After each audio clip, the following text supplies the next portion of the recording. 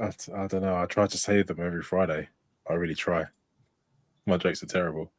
Is that why you saved them for the Friday? That's exactly. It's the only day you're allowed to. Are we talking like dad joke level or? Yeah, dad joke level. Yeah. Oh, go on, give us one. No, I can't. Hold on. No, you put me on the spot now. I can't do Sorry. it. But to be fair, what I was going to do, I think, based on the the chat we were having just before we went live, Sia, is we probably should go through the list of how the UK says bread roll. No. How to say what? Bread roll. Different ways we say bread roll. I'm not even sure I understand what you just said. Bread roll? You know, like a bun. So okay. This is even the point. Yeah. Bread roll, biscuit, bap, bun. Wait, so what would they? You guys don't call them bread rolls? Bread rolls? I guess we would call them rolls. We don't even say bread rolls. I think we just call it rolls. Maybe? I guess? Oh my gosh, English speakers, someone confirm with me. I was only born here. We just call rolls. I don't think I've ever called. I mean, I guess you would say bread rolls, but like rolls. Yeah. Yeah. Yeah. Okay. But yeah, there's different places in England saying different words, don't they? I've had massive arguments about this. Okay. So, all right, go. Hey, Paul, we're live and we don't know what we're doing. We decided to just go live because we had a misfire, and then we said, "Screw it, let's just go live." So there we go. Okay, thank you, Paul. Rolls is what I've known it as. Thank you. Where you based, Paul? He grew up in Hawaii. So Hawaii, and he's currently living in Florida. So apparently, he doesn't know what cold weather means. Is my guess. He doesn't know it as a bap or a bun. What about a bun? I was about to say cob. Yeah, sorry, that's the one. Yeah, a cob. I've never heard of that. It's more than one. I had an argument with a friend because I was like, "You mean calling the cob?" No, that's what you call a bread roll, but only in certain parts of the north. Oh, sorry, Midlands. Sorry, don't want to get in trouble with anyone. Or a balm. You have a chip balm. Balm? Yeah. Never heard of that. BARM, yeah. Barm. I know I'm American. Barm. I get it. Bomb. Where in England does that word get used? I'm pretty sure it's like Manchester area and stuff. Oh, okay. Around that, Stoke and that. But then to be fair, the you know what the was it the Mancunian is for eating, right? To have you scran. I didn't know that. Yeah. You have a fat scran. It's ridiculous. In the case I feel so bad for anyone. She's literally stunned. Yeah, I feel so bad for anyone that comes over to England because we don't make any sense. I do feel for those that are trying to learn the English language in general, right? Like everyone has their own. I mean, the English language takes on so many different, other languages that I think it's hard. I would think it'd be very difficult because you're right. Like some of our slang has turned into proper words. Ollie, by the way, is living in Belgium right now. And we were just talking about like, he's, he understands French, he speaks French, and then, the English part as well. And I'm sure the French have a lot of different terms for the same thing, for like French bread roll. Like, come on, they're like the kings of bread, right? So, oh yeah, that is pretty funny. Oh, look at that. So question, what is a hot cross bun then? Is that a bread roll or is that something else? That's a poem or some like nursery rhyme, hot cross buns. Is that not normal?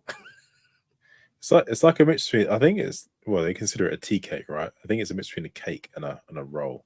It's like a mix or a bun. But yeah. Yeah. Okay. Have you had one before? I've just heard of it in nursery rhymes. Oh.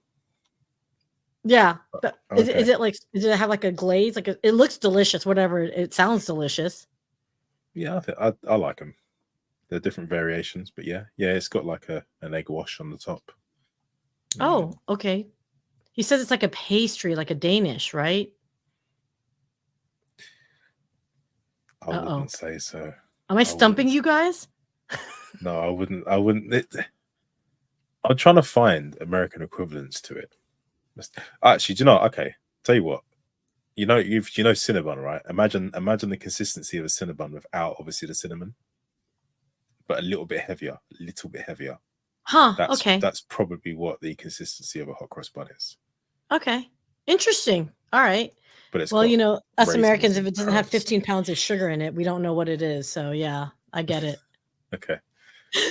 All right. So hey, do you want to just like chat a little bit about that? We had a list of like fun geeky stuff that we want to Yeah. talk about. Should we just jump into it, or do you want to like, or we can continue on like, because I could go down this list of like, I can find that one TikToker I was telling you about where he was like pointing out the differences between the English and the American English like languages.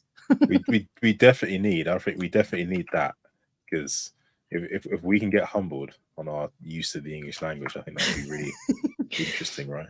I've got to find it because he a couple words he said was yeah, you guys changed it, we stuck to the same words. They say the mid-Atlantic accent. I don't know if you've heard of this. Back in like the 40s, 40s, you know, the early stages of cinema, like you know, Hollywood was getting into their heyday. They spoke funny, and at least for us Americans, they had this weird pseudo English British accent, but with American affectation.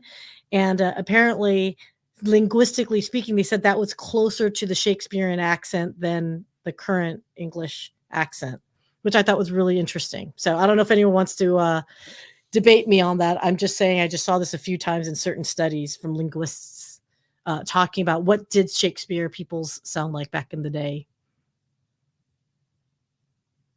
Am I stumping you guys? I don't have an opinion. I don't know the answer. I just really hope you're right. I just think that'd be really funny. That would be interesting. We've been really much on our high horse about this for a long time. Can you imagine if it turns out we got it wrong? Well, the P's the Q's, the I's the T's. Okay, that saying right there, mind your P's and Q's. Where does that come from? It's just being polite. But it's got to come from somewhere, right? Let's find out, shall we? See, I'm telling you, like if we can go down this all day long, because it's all interesting stuff. But it does remind me of this. Who's not here, but we can give him a shout out. An idiot's love of idioms. Shout out to you, Nick Smethurst. Is he about? So he lives in Manchester now. Or I think he's from there. But yeah, he's like, if you ever look him on LinkedIn, he's like king of like really awful dad jokes. Yes. And all the puns. I like his posts. So I love his idioms because like I bet you if we looked at P's and Q's, it's probably on here somewhere. So here's one: keeps one ear to the ground, and look at the illustrations on here. Isn't that fun? I like that. Yeah, I did a quick look, and ultimately it's just about mind your manners, try and be polite, watch your language. I wonder whether there are Q's and P's. It doesn't make sense. That's what I'm trying to figure out is where did it come from? Mind your P's and Q's. If you think about it literally, that doesn't mean anything. It doesn't mean anything. No, but they must have done at some point. There must have been something with a P and Q. Something with a P and something with a Q. Yeah. And I'm wondering if that's where it's come from. If there was a word that started with P, a word that started with Q, and somehow that has something to do with being, maybe it's polite and something else. Ooh. Okay. We're actually trying to ask, but it's bugging me. Hey, Nick, come and tell us. Okay, I shouted your book out, young man. Come and tell us what are P's and Q's and where that came from. Because it's really bothering me. Now that we're talking about it, now it bothers me. Oh, I just got another one that's a bit of a weird one, but I don't know if this is a British thing or if it's said in other countries, but mind your French. Yeah. That's a really weird one. Is that something you guys say, or is that ours? Mind your French. Well, I've been told I'm fluent in French, but it's not the way you think it would be. Yeah, that phrase, when you say, oh, mind your French, it's like saying mind your language, don't swear. But why? Where I don't understand where that stemmed from either. So I Oh was god. curious about if that. So it must be another British weird thing that we've somehow invented. Well, I mean, I was saying, could it be kind of linked subtly to what Ollie's putting up there, in that if Q in French means us, then could actually the whole thing be, if you're saying certain things, you mind your Q's, you mind your P's, maybe P in there, then stop swearing, mind your French. Maybe that's what's happened. okay. So, and also the old manner of fu was pluck you with the little finger. I've done that in a road rage incident, but that did not. But that was a different thing. I went like this at someone, and the guy really got upset at me. So that could be it. I mean, Another one I remember is biting your thumb. Meant the same thing in Shakespearean times. Because I can't remember, it's one of his plays where he says, "I bite my thumb at thee," and my teacher sort of explained it, which she should not have done to a load of Year 8 students. no. We very much went around doing that constantly. I mean, I think the French and the English, I mean, you guys have a long history together anyway. I mean, whether in peace and or war and or marriages, right, between your monarchs and whatnot. I'd imagine a lot of these words and stories do cross over, or the idioms. Or as I have to, this cracks me up. Or as Ollie says, idiot / M's.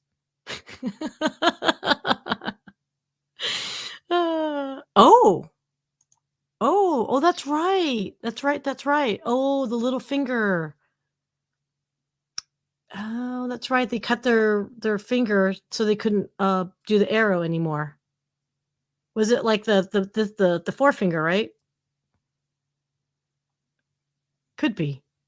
I thought it was the thumb, because that was where that biting your thumb, that's why you did it, was to show that you still had your thumb. Oh, maybe. Okay, I get it. I thought that, but then again, we just said about the little finger, so maybe it's something else. There might be multiple versions. Maybe they cut one finger off, then people found another way around it. So like, right, we'll just work our way through the fingers till eventually people start throwing arrows at us. Mm-hmm. That makes sense. Okay, let me make sure I've got all mine though. Okay, we're good. This is definitely not me saying this is right in any way, by the way. Speaking of archery, so you guys, have you done it? I think it's amazing. I have not. My sister has a crossbow and she does archery, but I personally have. Oh well, I think I've done the kitty toys ones, like the cheapy plastic kitties as a child, but not like a real one. I have not done the real one yet. Okay. Your sister sounds like the perfect person to be near in an apocalypse. Right. Yes. Too bad it's my sister. She'd probably aim it at me. That's right. I'll defend you. I've got my wooden sword ready. I actually have a real, like, what's that called? More like a machete than a sword. And it was supposed to. Now. It's downstairs though, so I cannot pull it up to frighten everyone. Where's Aaron when you need him? Because he's got a sword. He likes swords. Isn't he the one that's got the sword collection? He should be here. I don't know where everybody is, my friend. No.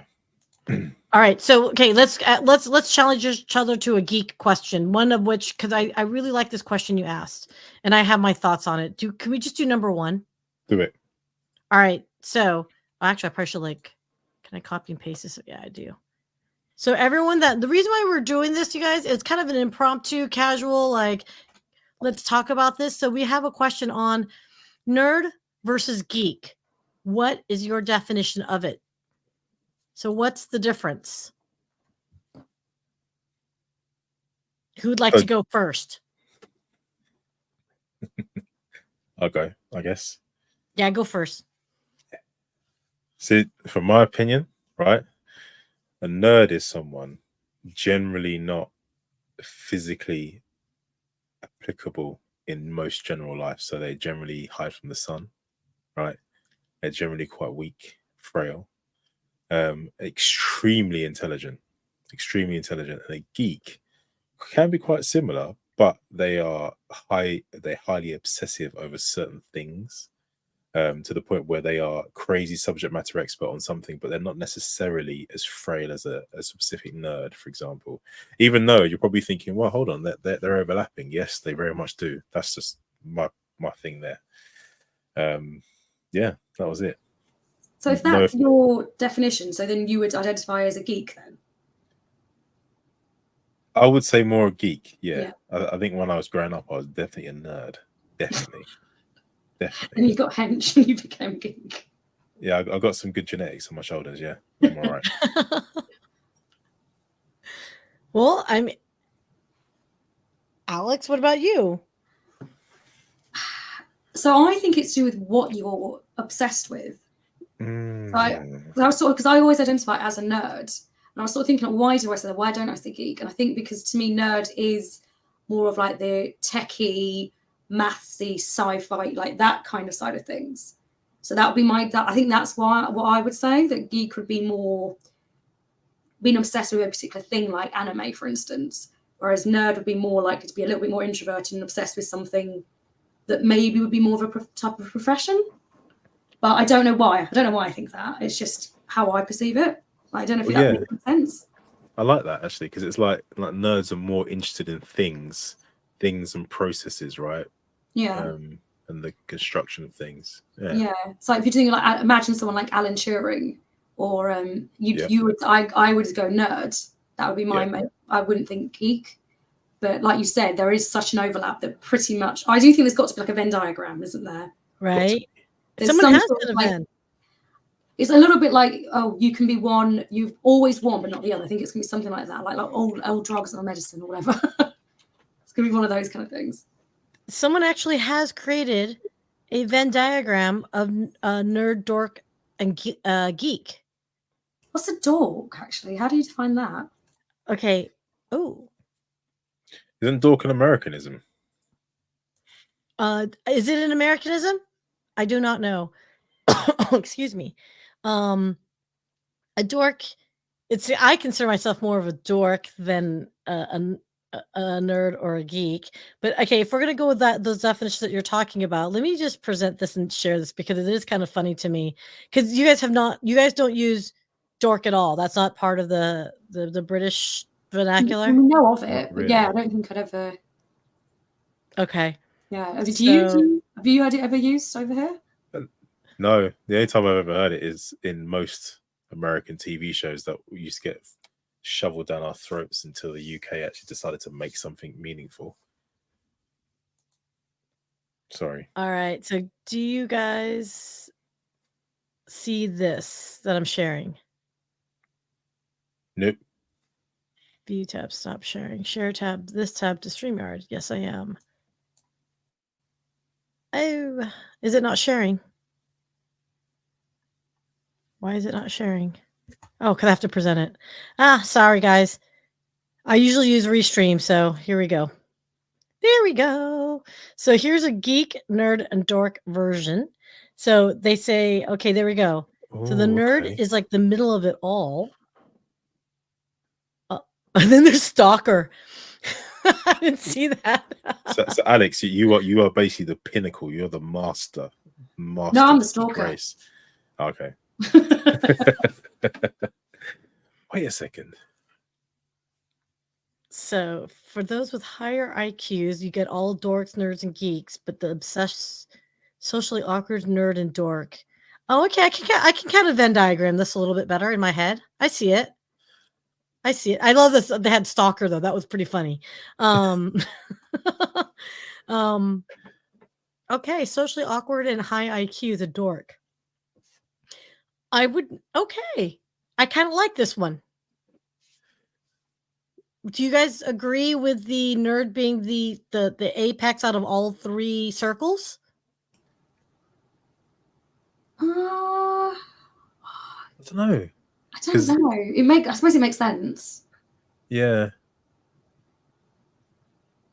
So that does imply that is the difference between the two, is being awkward. That's it. That's the only difference. And being less not smart, possibly.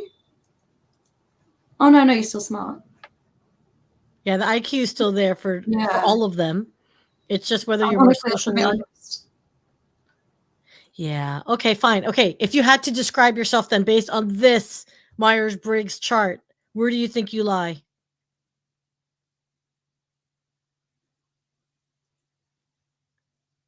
Andrew, you first. I can see you're like still debating it, but I'm going to put some pressure on you, sir. What? Okay, let me have a look. I was just staring at other Venn diagrams. Right, let's go. So where would I put myself on this? Where would I put myself?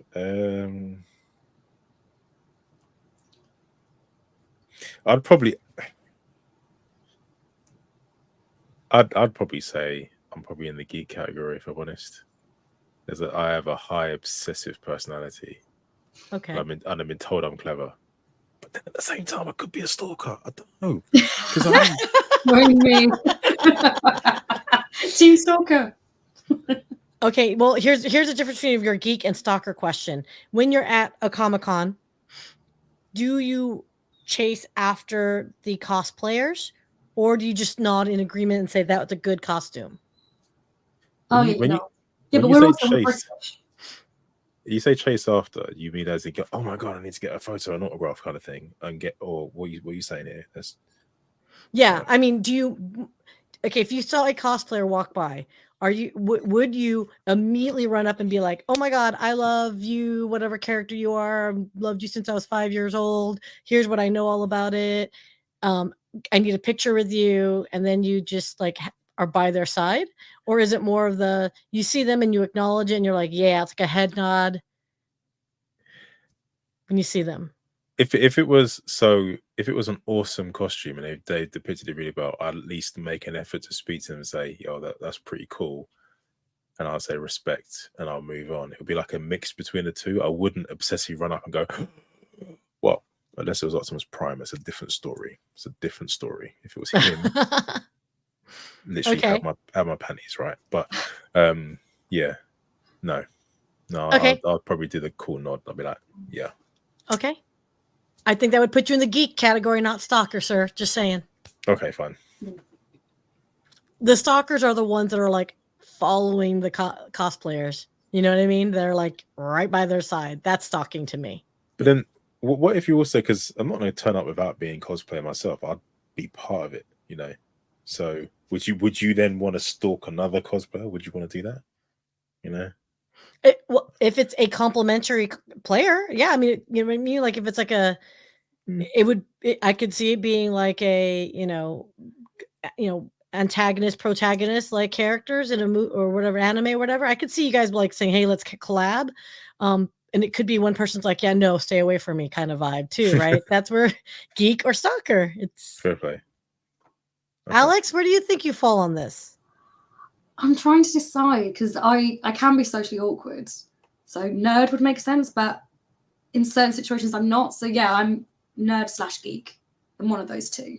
Okay. Because I can get very obsessive over things, as we were discussing earlier. Yeah. I've always been a self-described dork, and I'd like to think of myself as one with higher IQ, but I'm that totally awkward person where, though I am very social, if I see, like, I'm obsessed over music, like I'm a big music person, and if I'm like in front of like a band, like, and I get a picture with them, like I am that probably stalkerish a little bit, but I don't think I'm obsessed though. That's my only problem. Yeah, but that's a good thing, isn't it? I suppose so. But then again, of course we have IIQs. I think maybe the question we should ask everybody else is, do they think we have high IQs, right? Yeah, or have an IQ? I literally think the chat should rate us as to where they put us in this Venn diagram. That would be interesting. Oh, that's too funny. Just based on the things that we've said. Oh my goodness. So yeah, Revenge of the Nerds, the movie. If you remember from the 80s, if you guys saw it, would you have called them nerds, dorks, or geeks then? I haven't seen it. I've never even heard of it. Sorry. Oh, Alex. It must be nice to be young. It's all right. I'm kidding. I would say they're a mixture of dorks and nerds, especially as I understand what dork means from an American point of view. I think they're a mixture of both of those. Yeah, I think I'd be inclined to agree. It's such a stereotype, though, isn't it? Because, okay, so let's go about something that we were talking about earlier. The whole world of, the popularity of anime, for example. Are there nerds, dorks, and geeks equivalents in the anime world? Like, knowing where you're at with your love and long history with the whole anime culture, I guess, is it culture? Where would you feel the next generation? Because we were trying to like quantify it more tangibly, right? About how we felt about how the different decades have viewed anime. Mm. Do we think it is still applicable as far as like a nerd of anime and, you know, the older millennial, you know, Gen X interpretation nerd applies to the maybe like the Gen Z nerd, or is it different? Is there a different definition? Oh, go on, Alex. I was just kind of, because obviously one of the things I think we talked about before is that it's easier to consume it now. So potentially, I think it will be hard to quantify the two, because technically you would be obsessive back then to like anime because you had to make so much effort to like it. Whereas now you can watch anime on Netflix. It's a lot easier. So I think potentially the definitions need to be tweaked. I think if you're talking about different generations, just in terms of availability. It's not really an answer. I just wanted to throw it in as a comment. What were you going to say, Andrew? I was going to say there was I was looking at more comparisons between nerds and geeks, and I wonder, similar to what you were just saying there, is that could it be because of an older generation or an original generation of liking, let's say it's anime, we'd probably be more in the nerd camp because it'd be more obsessive, a bit more diehard, a bit more rooted, as I think you said earlier on, Sia, which was, I keep on saying your name wrong. Sia? Sia wouldn't want to be a, yeah. Oh.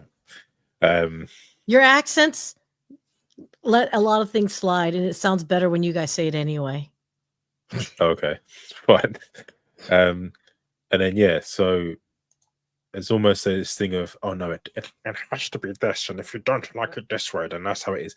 And then, like, moving into the newer generation where they'll be more geeky, bit more trendy, they'll be a bit like, not real, I'll wear your t-shirt here, I'll get this bit of memorabilia here.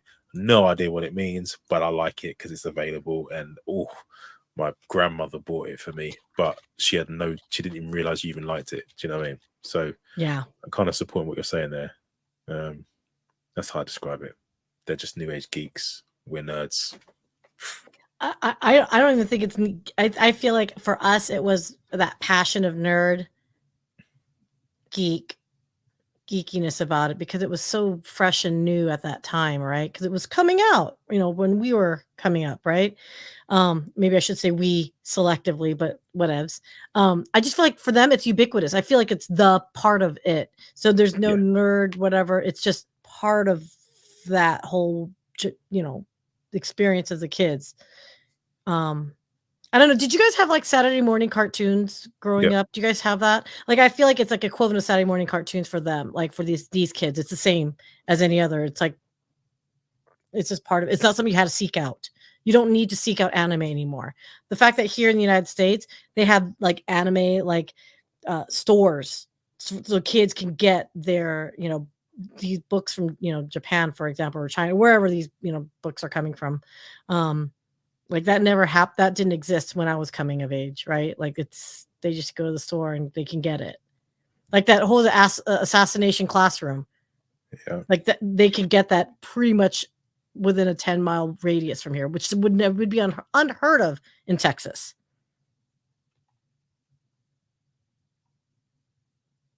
You guys are like awfully quiet now. Sorry, I'm reading on the comments. I'm reading the chat, so am I. Yeah. Oh my God, you guys! I will load up the chats for you to read. Sorry. Wait, so say the question again. Goodness, great! Oh, but look at Ollie's like hardcore into this stuff. Look at you. I've not heard of half of these. I don't feel like I'm allowed to talk. Oh my days. Okay, all right. You guys are chat. Holy, okay, guys, you verbalize it. You can chat later. You guys. Oh, he's like, loosen up. See, Ollie, right? See, I commented because I was thinking, right, you put the S on the end of anime on purpose. You're trying to trigger me, aren't you? What, is that a bad thing? Use the P word. Yes. It's like saying sheep. You don't say sheeps. But he's French. Or I'm not French. He's Belgian, but he speaks French. No, I don't know. No. Oh, Ollie, he's coming after you. However, he has redeemed himself. The fact that he knows Ulysses 31, I'll give it back. Oh, okay. Jason the Will Warriors. Actually, that's what I was going to say. The Golden Mysteries of Cities in Gold. Hold on. La, la, la, la, la. You must know about this, Ollie. You must know. You have to know about this. Oh, look at him. Oh, he's challenging you.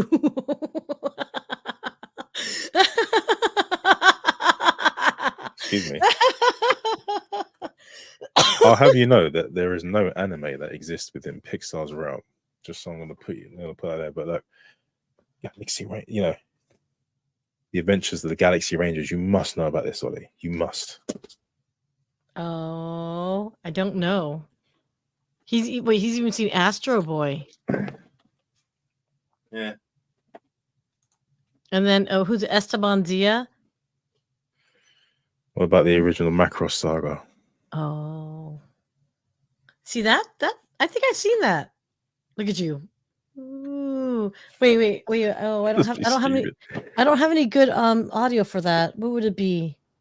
No, not that one. Okay, maybe. Have you noticed, Andrew, that every time we do one of these, it ends up with you just getting out random things and showing it to us every single time? If he's got toys to share, you share them. I'm okay with that. Oh, no, I agree. I love it. It just made me chuckle. I'm sure you've done this every single time. I think once we pretty much. Oh, well, if we're going to be sharing toys, I'm going to have to share this one because I just built it recently on another live stream. Okay. And someone someone said it looked like a one of the we were actually all debating on what kind of robot it looked like. We couldn't isn't that cool though? And it's got wings that move. So shout out Andrew F. Bennett. Thank you very much for this great concept. So his live stream is called Lego Therapy, and he interviews people while you construct a Lego piece together. So this was ours. No, that's as geeky as I get. Sorry. I know. I told you my like when Dale invited me into this geek group of the Geek Shall Inherit the Earth, I was honored, but I felt very imposter syndrome-y, just saying. Well, I'll probably say your background is quite interesting. You have a guitar in the background. You must be a guitar geek, or at least a guitar nerd, right? I'm a guitar groupie. That one, do not make two mistakes. That's straight up groupie. Okay, Ollie, right? Dragon Ball Z, GT, and obviously Super, right? I know you haven't got Super yet, but rank them in order of awesomeness. Ooh. And I'll give you my order as well. Ollie, if you want to rank it, let us know. We'll give you a second there to ponder that. And my guitar, I am a big music person, so I'm a big fan, but I strum very well of the 90s genre, so I can do power chords. But that's about it. Like, don't ask me to pick or anything like that. Yeah, that's my extent. But I'm a big music person, so I've gone to hundreds of concerts. I have like 300 concert T-shirts. There we go. Do you also keep like the wristbands and the ticket stubs as well? No, I actually I have the ones in the 90s. I do, but I didn't go to a lot because I was very poor. It isn't until now that I'm older that I can afford these shows now. So yeah, I don't have, and we don't have printed up tickets anymore. So that's what sucks. But there we go. Ollie said Dragon Ball. It's better than GT, better than Z. Yeah, I can see why you'd say that. I can see it. The thing is, the concepts and the storytelling within GT are pretty decent. They are. Although I have to have Z before GT purely, and it's purely just because, you just say Saturday morning cartoons, I was introduced to Dragon Ball Z generally when I was younger, and I discovered Dragon Ball a bit later on properly. And the power-ups, I'm sorry. I literally cannot look past the first Kaioken, the first Super Saiyan, and when Gohan went Super Saiyan 2, I can't do it. I can't look past it. It's amazing. Literally tears. But it's subjective. It's everyone's thing. A lot of people say GT is trash, so this is fine. I don't know the difference Any of this. except but the best is Dragon Ball. I'm assuming Dragon Ball is the original. Hmm. And so what was the order? Is it Dragon Ball and then Dragon Ball Z and then GT? Or okay. Yep. I think when I heard of Dragon Ball, it was largely because of my nieces and nephews, and but I heard Z, so then I did not know. Like when I hear Dragon Ball, I just hear Z in my head, and that was because it was the first introduction. I've never really seen it either, though, so I have nothing to contribute on this one. So you're saying for a first timer, I should look at Dragon Ball first, right, guys? Yeah, I think you'd have fun with it. Okay. Do you know what? Forget anime. Let's not, because this could turn to Anime Fest all the time, right? Supposedly, right? Apparently, according to an unfiltered source, that nerds love Star Trek and geeks love Star Wars. Who said that?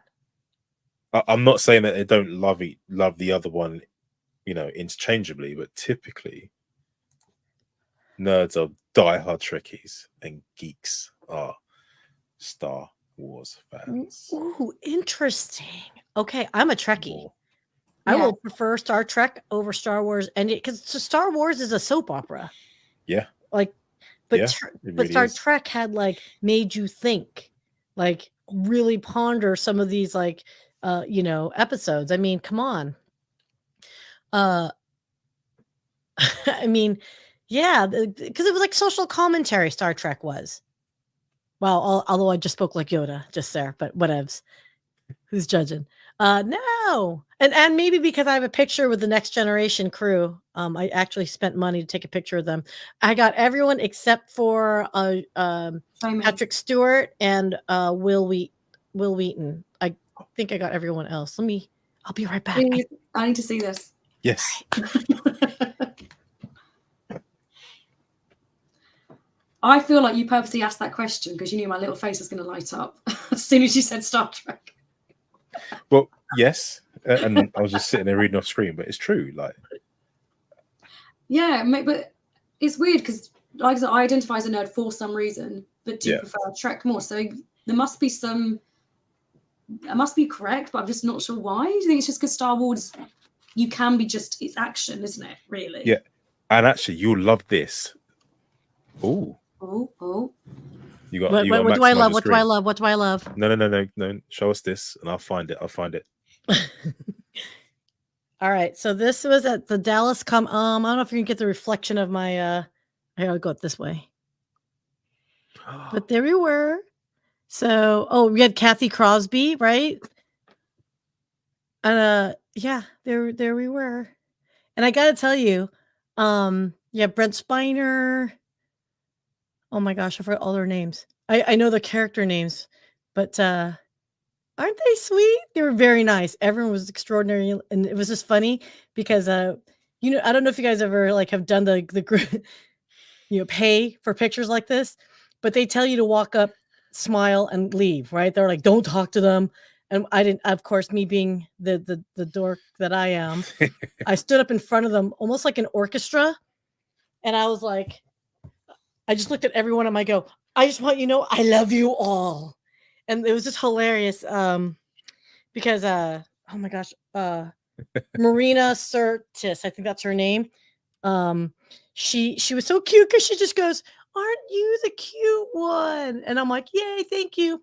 And then the LeVar Burton looked at me like he was afraid of me because I just looked at him and I'm like, reading Rainbow. And like, it was just, you can imagine this energy in front of your face. Yeah. So yeah, he did not want to stand next to me for very long. I'll just leave it at that. But yeah, everyone was very nice, by the way. Like they talked to me way longer than I think they were supposed to. But because I wouldn't move, they were all just being polite about it. But what it probably is as well, right? I mean, because obviously that is going to stalker tendencies, but I don't think that's a bad thing because when you find someone who's refreshingly, genuinely excited about seeing you and the art that you put out there, they will give you the time. They will. Now, what I said that you guys would like, I'm going to put this in a private chat. What I was actually on a client call the other day, and we were talking about automation and AI and stuff. And this is made by the 2 designers from Apple, and they've gone over. You will love it because you can be a Trekkie. You can just look at it. Look at it. Oh, okay. So hold on. Let me. I'm going to share this just because because I know Ollie will probably find some humor in it. Yeah. Right. And can you also share audio? There's a video. Play the video. Play the video. Let me get to it, and then I will bring it up. Alex, all I know is I want it. I want it. All right, here we go, kids. Watch the video. Oh, we're No, scroll back up to the top. Oh, what? Click on. Oh, there we go. Watch video. Yeah. Let me play video. Watch video. Click on. Was it click on the art on the bottom left? The bottom left. Click on the humane. Yeah, click on that, and then it should say watch film at the top left. I'll watch the film. Okay. Yeah. Don't know why. Guys can hear it okay? Isn't life about what we experience? What we smell? Can I eat this? Yes, dragon fruits are low in sugar. What we hear? Hey, what should I get here? 我在这里该点什么呢？ No. What we see? Capture this. No. And what we feel? What if we build more memories? What are some fun things to do nearby? Share more moments. Play songs from the last time we were here. What would happen if we rediscover our senses? What if devices weren't the experience? Catch me up. Lucy called and your flight is at 7 a.m. Tell Lucy I'm on my way. What if life was? AF Pin. Oh my gosh. Okay. My mind is blown. And the thing is, right? Where did you and how did you hear about this? So it was basically through a client prospecting call, because I think I came in, I had my Labyrinth. I had a Labyrinth t-shirt on, and then they were just talking about bits, and I was just being stupid as normal, whatever. And then one of the guys who's definitely a technologist, he was like, "Oh yeah, you seem quite interested in this," and he sent it to me separately in the chat. We were just geeking out on that. But yeah, and he just told me all about it. But you can tell it was done by 2 product designers from Apple, the way it looks. There's another video there somewhere where it's actually got the 2 people who made it, and they're actually doing it live. So none of this 3D mock-up stuff. They're actually seeing them press it, and they're talking, and they're doing whatever, different batteries, different things. You can clip it on your lapel, or amazing. I want it. I suppose my question is, can you change the sound? Because I don't know. Obviously, I'm only going to get it if I can get it to make the proper Star Trek noise when I press it. Oh, that's a simple little code. Like I will find a way to hack it. If not, they have got to. They would miss a trick if they couldn't do that. They would be crazy. The thing I like the most is that it's got gestures. Like depending on what you're doing when it's projecting on the videos I see, like you do that and it will do different things. Amazing. Oh my gosh.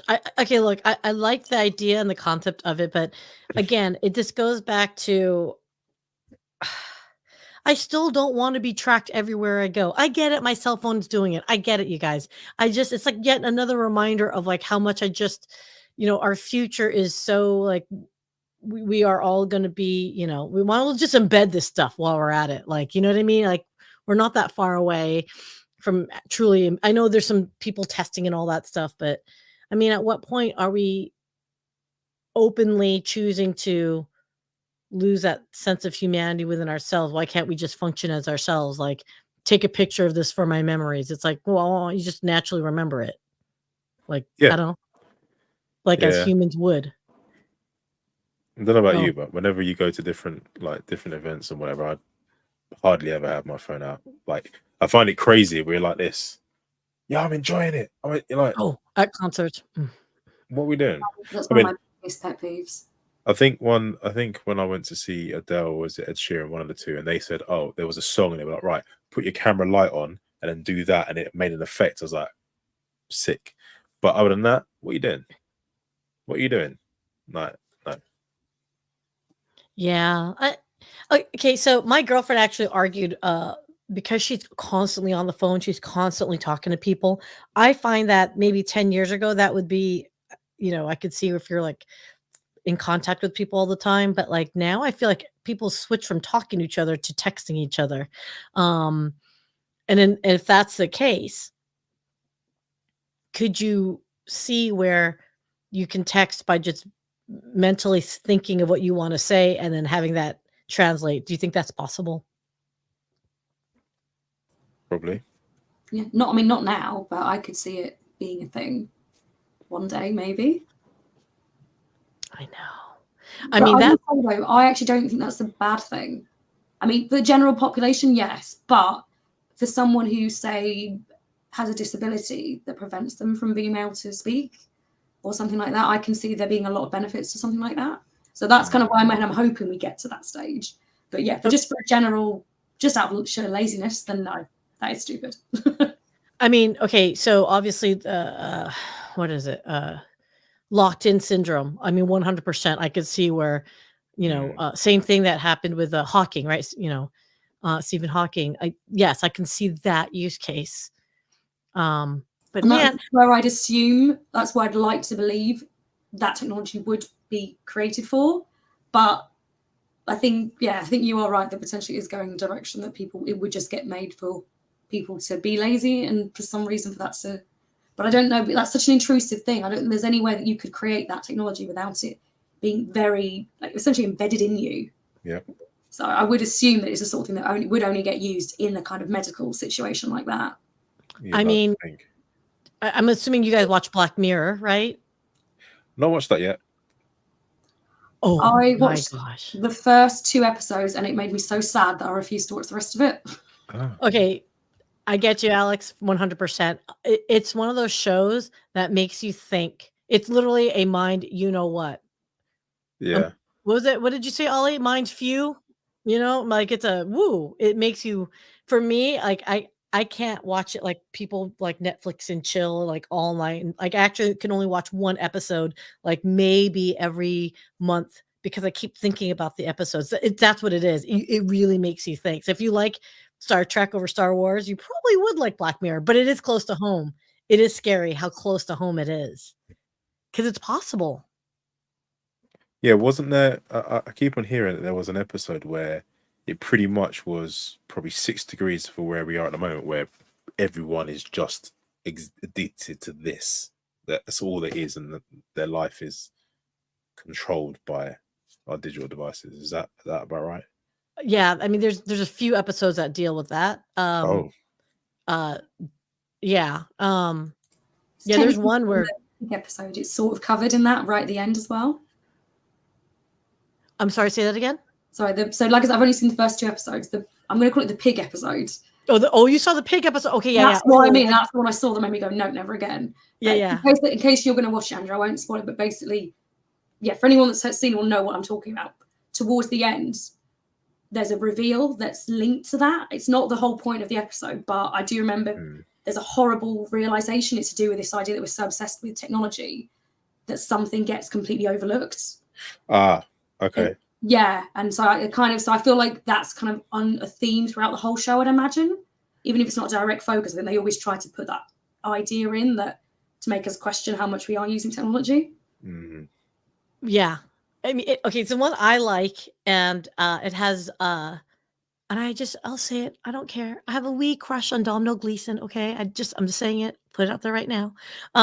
It was an episode, I think it was I think it's called I'll Be Back, or it's this episode where it explores how our social media profiles, how we present ourselves on social media, that's taken all that data, and basically Domhnall Gleeson's character passes away early on in the show, and it's about his wife's struggle to move on from his passing, but they've got the technology to quote bring him back to life by using all his social media posts as the basis of who he is. So it's a doll basically that looks a lot like him, but not quite right because it's the cleaned up version of him. And it has messed me up because it questions you as a human, right? Can you grieve? Do you have the ability to understand when someone goes? What kind of presence are we trying to put on social media? Is it really authentically us? I mean, it's some great stuff. But it's a mind F for sure, for sure. I like it because it does things like that for me. Well, if you look at what is happening with the advancements of AI as of right now, right? So all the deep fake stuff. That's effectively a step before where we're going. So deep fake stuff. Yeah, so deep fake. So have you ever? But there's actually a sitcom that's out now where it literally is someone who's got a similar sort of build, let's say to, I don't know, Kim K or whatever, and they've superimposed her head on an actor's body, and they're talking and everything like that, and the AI is basically making it seem like it's Kim K talking, but that's a real thing. So a lot of these AI-based bots and so on, you see like deep fakes of like Elon Musk or Mark Zuckerberg or whoever talking. So if you see these random videos of people saying things, you think they would never say this, or it's Albert Einstein saying something or whatever. A lot of it is deep fake stuff, and it's just computer generated images where it's gone, right, create a quick video based on this, and it will pull together loads of images and then create. Sorry, go on. Sorry, I think this might be an example, but I'm filming for to correct me. But I remember there was something, I think Kanye West did something for, like, I think it was Kanye West? Someone, like, for his wife or something, got like a hologram of her dead father or something. Yeah. Is that right? Was that an example? Is that sort of example of that? That's an example of it. I don't know if it was Kanye, but other people have done that. Yes. But it's the same for the MJ holograms. Same thing. Yeah.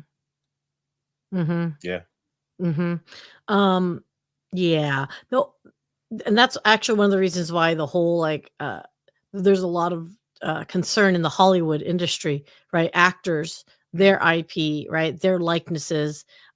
These AI platforms are good enough to take if you're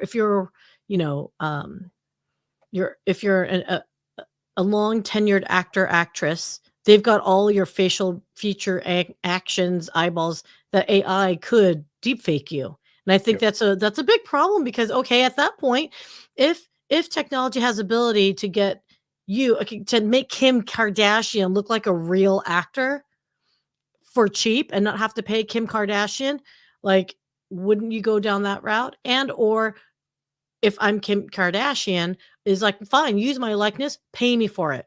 And then effectively they've done zero work and are still getting paid for their likeness. So there's a lot of things that, like, on both sides that just irks me to no end, right? I don't know. What worries me about deep fake in general is how it's used in the news and politics. Like, that bothers me. Like, especially for us in the United States. I don't know about you guys on your neck of the woods. It's not pleasant. Our political discourse is like the equivalent of like 2-year-olds fighting. I can't even give it 5-year-olds fighting. It's equivalent of 2-year-olds fighting at this point. So you get any kind of well done enough deep fake, I'd imagine you got people ready to like start wars with each other. That's how bad it is here. Well, yeah. So I don't know about you, Alex, but I always view the Americans like our very loud, aggressive cousins. Like, they'll go out and do everything that you think, like, you'll think, oh, should I do this? You guys will just go out and go, yeah, I've done it 50 times over. It's happened times 100, and we're doing it. It's crash bang wallop, and we're a bit like, we'll just watch you do that for a couple of years, and we'll probably do it our own way, subtly, just on the side.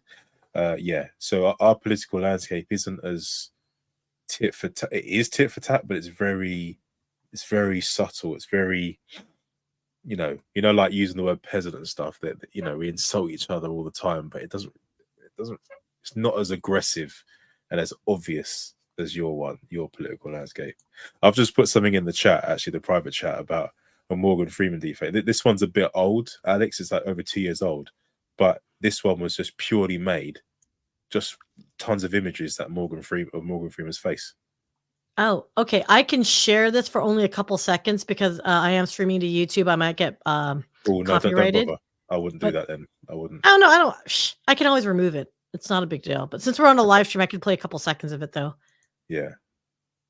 There's loads of Okay. them. Martin Lewis as well, Alex, has been deepfake. Tom Cruise, Donald Trump.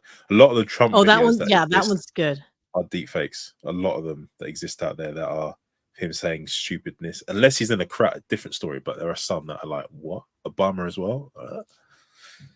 All right. So let me add to the stage. All right. So let's just do for a couple seconds here. Actually, should I do full screen? Am I supposed to do full screen on this one? There we go. There we go. Okay, let's go ahead and oh wait, hit play. I am not Morgan Freeman, and what you see is not real.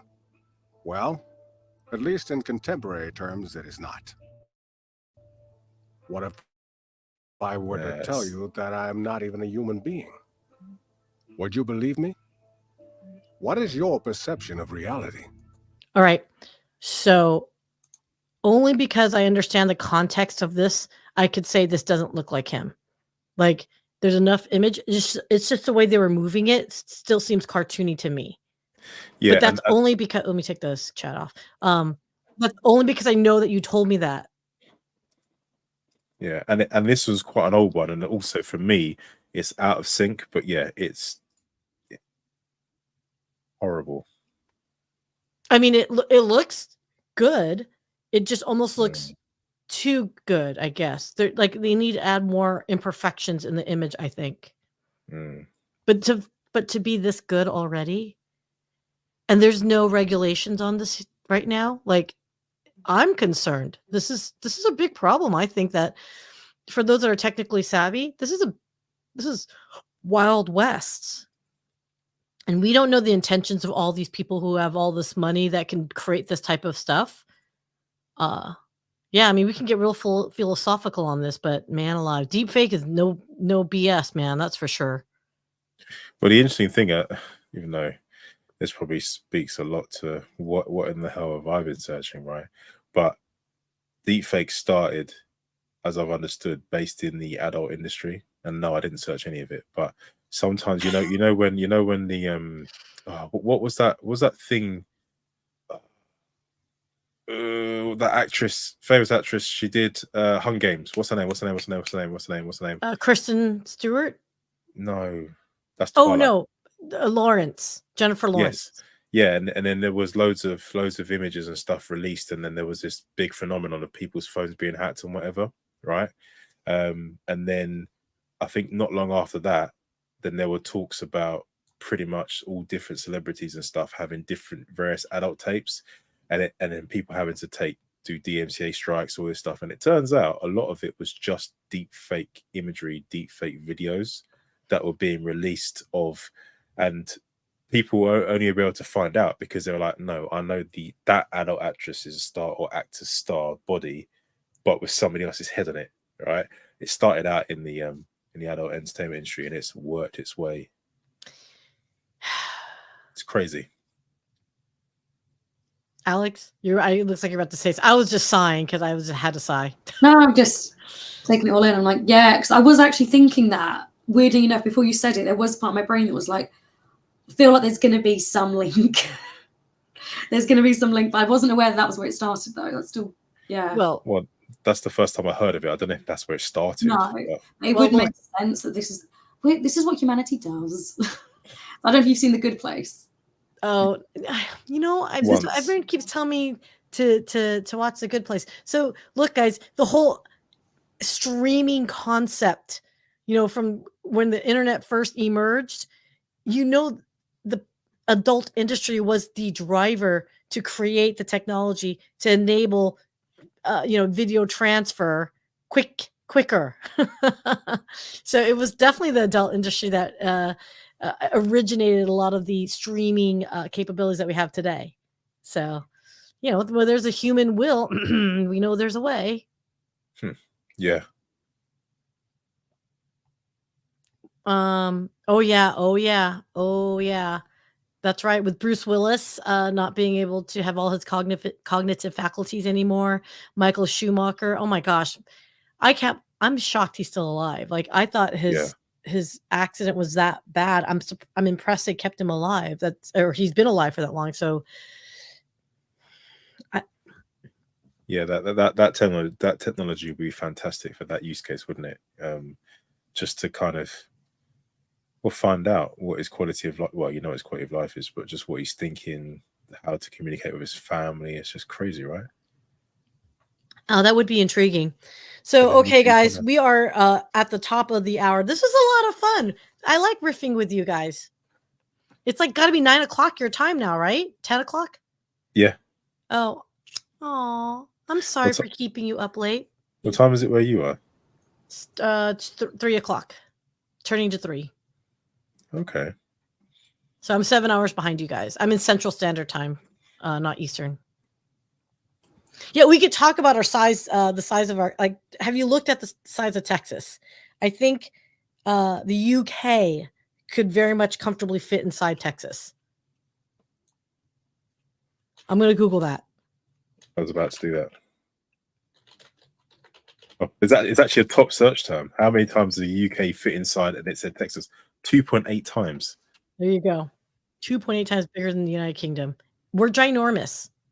I'm just telling you. Okay.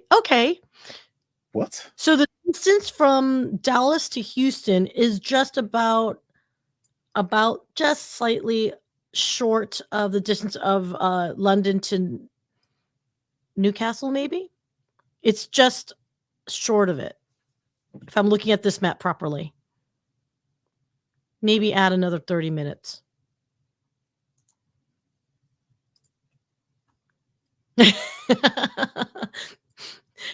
Looking at your face, Andrew. You could literally drive all day across Texas widthwise and still be in Texas. We actually have a different time zone at just the tippy edge of Texas. Wow. So that goes into Mountain Standard Time. How long does it take to drive from one side to the other then? Oh, jeez, Louise, that's a good question. Because I think from Dallas to El Paso is 13 hours alone, and Dallas is kind of still in the north middle east side of the thing. That's a great question. Okay, what's the distance? I was wondering when your cat would turn up, Alex. Yeah, I just heard her meow really loud. So now she just looked at me. I was like, "Where's my attention?" It's okay. It's 1,244 kilometers, 1,244 kilometers. That's east to west. Like, you guys would do crazy drives, won't you? Like 20-hour drives to get to certain places, right? We fly. No, is that why you guys have got so many airports? That sounds really stupid, but I did always wonder this. I didn't realize that actually you're that far away that it would make more sense to fly. Wow. Yeah, no, I would drive 3.5, 4 hours. Like, so I would drive from Dallas, I would drive to Houston, I would drive to Austin, I'll drive to San Antonio. It's about 4.5 hour drive. That's right. Anything longer than that, like the way I evaluate is this: if you need to be an hour and a half before your flight, an hour, and then leaving, like the flight time and getting to the airport and getting your car or whatever has to be within that 4.5 time frame for me to drive. If it's anything longer than that, then I just fly. Wow.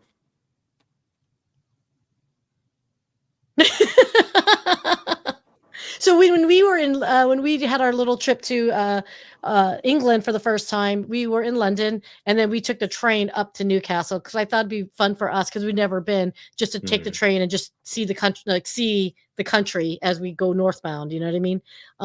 Would I take the train next time? I don't know. Would you fly to Newcastle from London or drive? I mean, what would you guys do? I mean, you can fly, but you'd probably drive. Well, I don't know. I'll do either. I'll do train or drive. That's me. Sorry, I had to lean over just to unmute myself. Are you petting your cat? Yeah, she's on my lap. What was the question? I didn't hear anything. Would you drive, fly, or ride the train to Newcastle from London? Oh, from London you drive. So I'd probably get the train, but that's because I don't actually drive anymore. But I think I know that I have actually got the coach from London all the way up to Scotland, which is 10 hours. The National Express. Yeah. Okay, and when you say coach, that's the bus? Yes, like a massive bus. Massive bus. Half an hour. Why wouldn't you take the train then? Because it feels like it would be faster. It's cheaper. It's a lot cheaper. Oh, it's a lot cheaper? Yeah, so that was I was a student. So it's like, if you could afford it, it's better to go by, to fly, obviously. But yeah, most expensive. So I think I got the train once and it was so much nicer. But yeah, if you get the train and you go overnight, it's not too bad. Sorry, the coach. Oh, that makes sense. Overnight. Yeah, that'd be fun.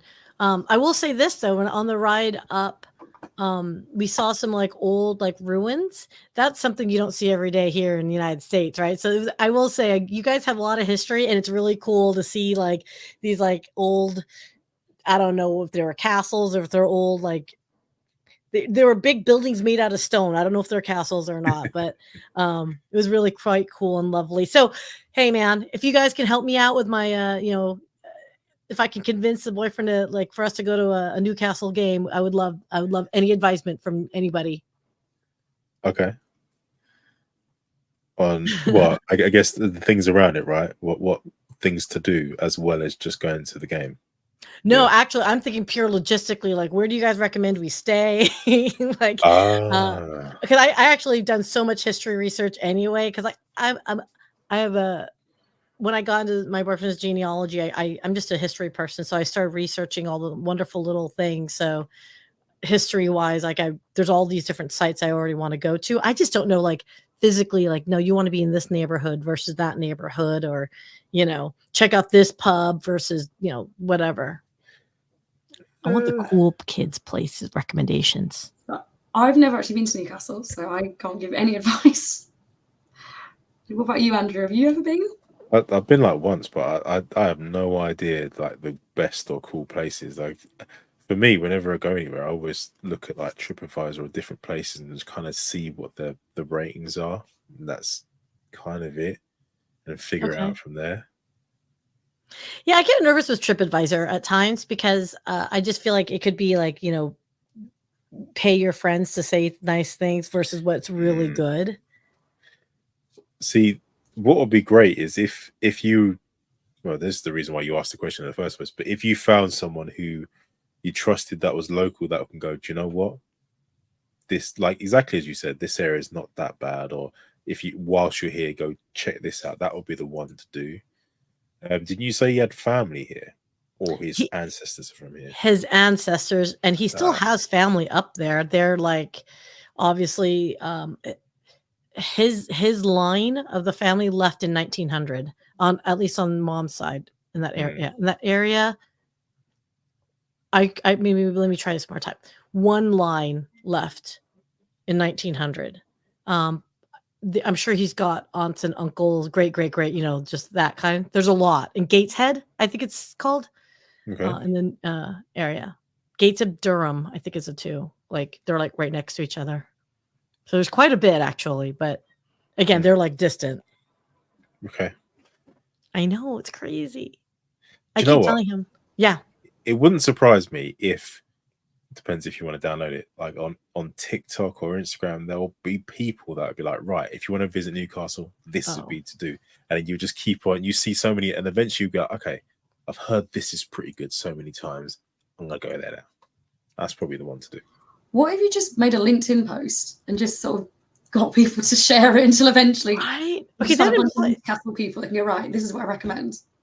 That implies I have cool people that know cool people. Like, I just need you guys to help me. No, us. Yeah. True that, right? I know. We definitely need that. No, for sure. Look, any excuse I can to like fly that direction, I'm all for it. So I just feel bad that you've having to ask the two British people that know nothing about Newcastle. I mean, look. Do you find though? Do you find that, Alex? That well, it depends how much interactions you have with Americans, but like sometimes they know more about our history and our country than we do. Sometimes you go, "Oh, do you know about this? Do you know about this?" You're like, "Oh wow." I haven't interacted with many like any Americans. But that wouldn't surprise me because I think we do kind of take it for granted. I'm telling you, I watch way of your history than like is probably healthy. I'm just saying. Like I go down my rabbit holes, and because like I said, well, okay, first off, what motivated me was because I loved the music scene. So I got really into music from, I was totally into Manchester scene in the 80s and 90s. And so like I was like, oh hell yeah, let's go. And then obviously with my boyfriend and all that stuff, learning about his family line, it was just a perfect excuse to like just learn more history. And then when I was planning out the trip to go out there, obviously I want to be a bit of a mini tour guide for, his mom and dad, because they were not researching. I'm the kind of person, like, if I go to a place to visit, I want to like immerse myself and be like, oh my gosh, did you know in the war of blah, blah, blah, this is the street that it happened. Like, I'm that kind of person. That's where I'm a nerd. I love how we managed to bring it back to the geek versus nerd thing. Yes. But I was just thinking about what you were saying about like when you talk to someone who's American about our history, like my equivalent of that is I'm half Maltese, born in England. I find that I probably know more about Maltese history than my grandparents do. I think it is because they've grown up, obviously they were born there. There's a lot of stuff that I've kind of mentioned, I want to do this, I want to go and visit this, and there's stuff that they're just not that bothered about. I do think you do sort of take some things for granted. Yeah, it's like it's romanticized, isn't it? Like you've not experienced it, or it's a bigger thing for you, isn't it, than it is for them. Yeah, it's like the royal family. Yeah. Oh yeah, most half us don't care. No one cares. Not bothered at all. Yeah. Okay, yeah, the royal family is a perfect example. Like I probably know way more about the Tudors than I ever wanted, and it's not from the TV shows. It's just because, if you think about the reigns, like how it came to be, again, going back to like, I mean, like I said, I probably know way more history than I should, just largely because I go down these rabbit holes, right? Just I could say so much right now, and it would just make me go down another rabbit hole.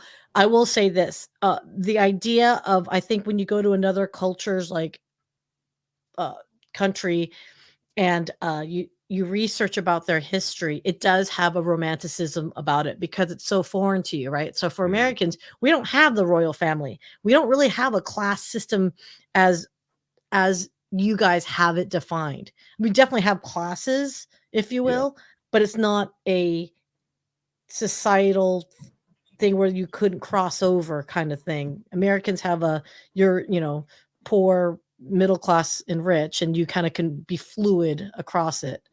So I think that's a foreign concept for us, which is fascinating, right? I mean, the idea that, and I remember asking our tour guide, and I did have to hire one, but I asked him, I go, what do you think about the royal family? And he was like, well, I love them. It's why my job exists, so I can show you all the places that they have. And I'm like, oh, that makes sense. And he's like, well, if you think about it economically speaking, the tourist industry that the royal family generates by virtue of them being royal outweighs like a lot of other negative things. Now, you guys as taxpayers, that's a different question altogether, right? Like, is it worth it to you to pay for these people to look pretty all day long? In America, we'd be like, get out of here. We'd kick you out real fast. But I could see where, I mean, they bring in money though for you guys too. Like, what else would you want us to do if we were out there? I mean, that was going to be my argument, because like if you think about what happened during lockdown, how much everyone struggled as a result of even the hospitality industry not functioning. So I kind of think, as much as we can say, oh, we're paying for them, but like you said, we're getting, what would England look like if we weren't getting that tourism? I don't know. I might be wrong. I don't know a lot about the economy or about the royal family, clearly. Andrew, you seem to know everything about random things. Do you happen to know anything in this field? I don't know. And I would support your point there. I think we just like to complain for the sake of complaining. Oh yeah, we are very good at it. We are very. But we are very polite. So there's a show that used to be on called Mock the Week. I don't know if you've heard of it. And it's basically a panel show of comedians. And one of the jokes that gets made is that we are really good at two things, and that's moaning and queuing. Yeah. The main reason we love queuing is because we can moan about it. See, I think the American version is Whose Line Is That Anyway, isn't it? Yeah, I Version think that's of what it's the based week. on. Yeah. I think, is that what it's based on? By the way, I love your guys' game shows. Anything that was a Is it because car? none of it's really about gaining anything? There's no game. Oh no. Oh, and by the We way, just do it because it makes us really happy. it is so fun. And the swear words you guys allow the swear. I'm so proud that there's like other people that are like, oh, this is an adult show. Don't let your kid watch it. Like, or normalize the swear words where it just means nothing. But okay, Richard Ayoade, I love him. I love him. Yeah. I love and Noel Feeding. Those two together on all the shows. I mean, whenever they're paired up, they just make me cry. I love them so much. No, I love those shows. I watch way more BBC entertainment than I probably would watch American entertainment. So I know I'm a bit of an Anglophile. And you don't even pay for it either. Oh, I'm playing. I'm joking. Wait, you have to pay for it? Oh, Yeah. because your tax dollars. This is all like government funded run, right? Well, it's our TV license, isn't it? I guess that TV pays for the license, BBC. yeah. Oh, it's so little though. It is. It doesn't mean anything. Do you want to hear a fun fact I didn't know about this? Because there was a question I actually was like, you guys have so many great shows, and I just don't understand why your series are always so short runs. Like they're like 6 or 8 episodes max. I've wondered this as well. So I don't know why that's the thing though. It's 100% because budget. Apparently, they're like, when the BBC produces a show, you guys are an island with a small population. So your dollar investment is not like Hollywood where it could like dump a lot of money at, because a lot of your entertainment, I've read this in like multiple articles. Again, remember Rabbit Hole I was telling you about? So basically, it's a lot of entertainment that you guys have remains in the UK, right? And it might get broadcast, across the Commonwealth, but it's predominantly in the UK. There is a smaller percentage that gets picked up and then brought to US distribution, but those are the ones that may receive like compensation after the fact, or they just pay them to duplicate it, like The Office, for example, and they Americanify it, right, for broader audiences. But yeah, your budgets are small. That's why you guys typically do like short runs, which kills me because I really like your shows, and I'm like, damn it. Because I noticed that recently, because I so I don't know if either of you have watched Ghosts. That's what I was about to mention. Yeah, because I only found out about the American series a little while ago, and I love it. I think I actually possibly like it more. I hope anyone gets mad at me for saying that, but I do like it. But I was really confused by that because I think the 5 seasons we have possibly only just overtakes the number of episodes that season 1 of the American has. I think it's 20 episodes. Yeah, and it's such a weird. I don't know why that. So sorry, you have explained why, but yeah, that was the first time I went, that's weird. That was do that. The Ghost was the reason why I'm like, why is it so damn short, and why do we have 23 episodes? And then Ghosts, BBC has like what 6, 8, but I think your episodes are longer too. You guys will typically like so I think Sherlock was the same way, where it was like basically mini movies. They were like an hour. It depends on what it is. All comedies will only be about half an hour. But I think I suppose, with like a sci-fi series or whatever, it will be longer episodes, but they're still always not very long. I can't think of any British show that we've had that has been particularly long, even if it's like a 45-minute episode. Can you think of anything? I mean, outside of Sherlock? Not really. No, but that was still only 3 or 4 episodes. They just made the episodes long, so I suppose number of minutes, it was quite a lot. Oh, Doctor Who. Yeah. Doctor Who. Luther as well, but again, the same sort of thing that follows the same thing as Sherlock, innit? It was very long episodes, not very many episodes. No, but those were like full-blown movies. Like they were like 2-hour long. I mean, those were basically, I would consider those 2 shows in one, right, to tell their story. But I love Ghosts. Oh my gosh. Okay, I have to ask you about Ghosts. If you've seen the American version of it, there was a complaint, or there was complaint about how it got Americanified. Right, wasn't that the point? Well, I was thinking they were annoyed that the show got made, or the way that it was done. They were annoyed by the characters that got created for the American audience. So, like, instead of a caveman, it was like a Viking. Yeah. Instead of But you well- guys had a different history to us, so they would be different. that makes sense. But I was just curious, like how you. Yeah, I thought it was brilliant. It made sense that they changed it, and I also like the fact that there was so. For instance, there was a Native American character on, and I really liked the fact that they did that. They were highlighting that actually this person was there way before everyone else. Yeah, And that's just, true. I liked him. And the only thing that I didn't like that I kind of realized in hindsight is I don't think that the Viking character should have been there. Technically, I don't know if that's right. I'm sure I've read that. Actually, I don't know if they did end up over there. Did they? So they did tell that story where he got left behind. So basically, Right, yes. and then he got left behind, and then he died. Yeah, with Oh, his yeah. bones on property there. Yeah. Yeah. Okay. We're So gonna. that was my one criticism when they corrected it. Sorry, Andrew. Spoiler alert. It's fine. He's like nodding off. No, you guys. No. I was thinking more around what Alex was saying as to whether Vikings even shored up in America in the first place. Yeah, that was what That's I'm what I was sure thinking I've read that somewhere. I mean, the other argument, so because my ex really into this sort of thing, and he has pointed out that they weren't called Vikings. They did the term Viking was something we coined about however many years ago. They referred to themselves as Norsemen. Norsemen. So that he actually specifically called himself a Viking. So that's the only thing you could go, well, actually, that's not right. You would not refer to yourself in that term. Yeah. But that's just nitpicking. Otherwise, I love the fact the characters develop. Yes. They also added in like a lore. There's a lot of stuff that they've actually introduced, like a ghost lore, and you're learning about what the rules are. And okay, this happens, and that's why I quite like it, because you'll get I suppose that's the nerddom side of it, like the obsessive part of it's going, oh, that's so cool. That I don't want to spoil it for anyone, but there are I don't want to spoil it, Andrew, because you need to watch it. Like, have you seen the UK version? No. Do you know? I've only ever seen, like, the little TV spots where you see in between shows. I've never seen the actual proper thing, because I always thought it was an advert. And then one time, I think my wife had it on, and it was on. I was like, "This is longer than like 3 minutes. This is a thing." Oh, okay. No, it's a thing. Yeah. Oh yeah. Oh, look at that. Oh, Gabe, hey, and Linda, nice to see you. Linda lives in Norway. So, Linda, would you have Norsemen versus Vikings? We would love that.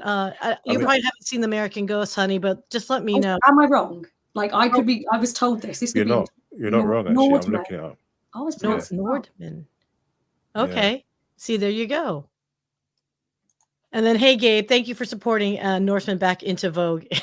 We probably should. Let's do it. So, Gabe, I call him Gabe because he used to have an accent over his name on LinkedIn. And he's like, yeah, that's not really my name. And I'm like, but that's how it's written. So I just call him Gabe now. Dude, we got to catch up. He's out in Dallas. So you guys, we could keep talking. It is so much fun getting to know you guys, but I know it's also getting late for you as well. I don't want to be that person to you, especially on a school night, kids. Yeah, I got to wake up early. I got to go to the gym. Let's do that. Sorry, I'm reading the comment about Norsemen. Sorry. No, I am too. I'm just pulling it up. Oh, she says to go Viking is a verb. So a Norseman lives in Norway. Some of them went Viking to other places. Oh, that's good to know. It's a verb. Okay. So no one ever actually refers to themselves as a Viking, though. Is that right? Right, because it's a verb. You don't say I'm not a runner. Yeah. Right. So it's kind of going full circle, isn't it? Like where you were saying how there was this one guy explaining how the British, for some reason, decided to change certain terms and spellings of certain words. We've done it again with this, right? We call them Vikings. No, we're just describing what they did.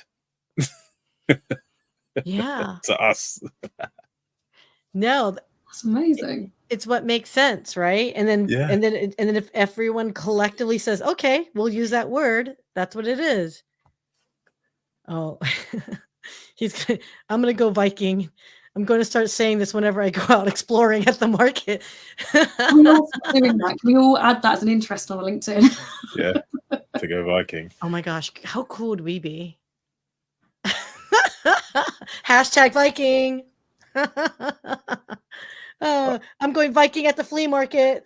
Okay, I don't. Now we're going to probably get up. Oh, Ollie. Pluck you and Vike you. I love Wow. this. Okay, so by the way, Linda is extraordinarily like intellectual, and I know she's got like a lot of these things. Oh, and if anyone's interested, if you guys are interested, so there is a YouTube channel called The Behavior Panel, and that's how I met Linda. And so we're both part of a group on Facebook for The Behavior Panel. So it does body language. We talk about body language, and Really?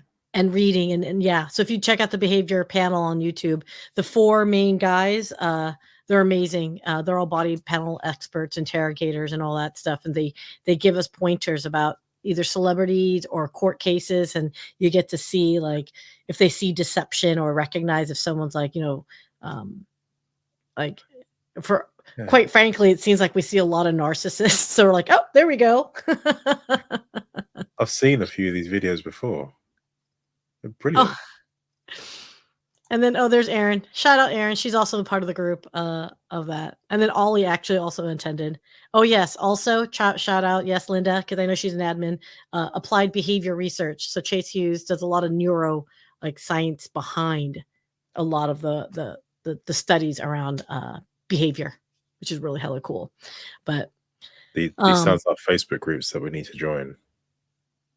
You know what? Is your stalker side coming out? I need to, I'm actually trying to convince them to let me start a LinkedIn group. Because how much does body language come into play in our business relationships, right? Yeah.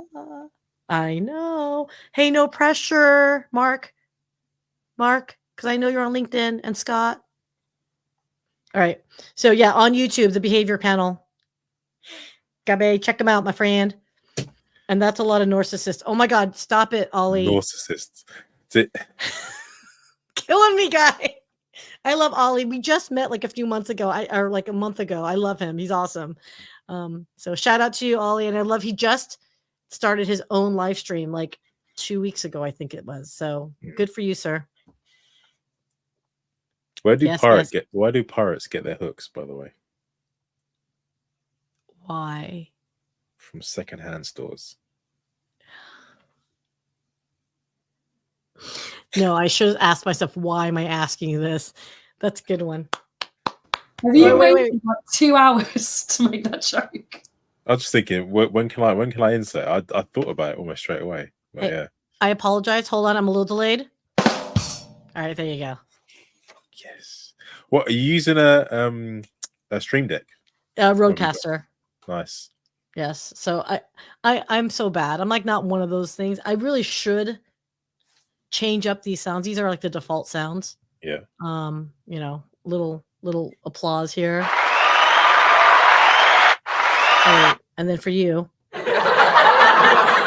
Super delayed. Okay, I know. Way too much fun. Way too much fun. All right, guys. I'm gonna let us go now because damn it, I'm gonna keep going. And I actually have shows I need to edit.